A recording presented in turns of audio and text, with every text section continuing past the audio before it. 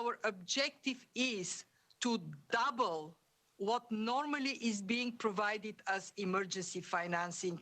And we do that in very highly concessional terms, with a big component of this financing being de facto grant component.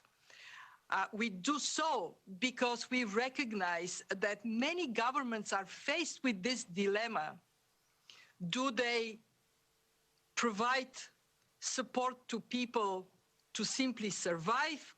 Do they fight the virus? And we want this to be a false dilemma. We want them to have, for the next months, substantial financial resources so they can step up their support for people against the pandemic and their support for the economy. In many cases, informal economy that requires social safety nets to be strengthened to help people.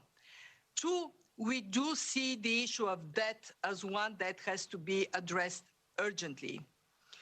For us at the IMF, what it means is that for our poorest members, we are raising grant financing to cover their dues to the IMF. It is called Catastrophe Containment Relief Trust, and we have been getting support from the UK, Japan, and others, so we can do what you're saying, provide that relief vis-a-vis our own obligations.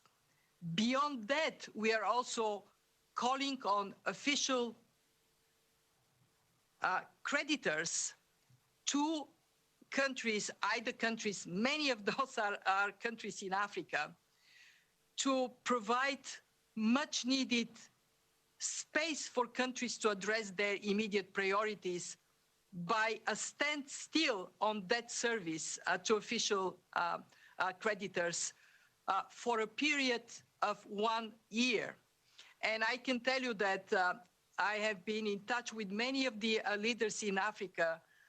I know how important it is right now to stand up and support Africa, build a bridge over what is such a dramatic drop in their economic performance.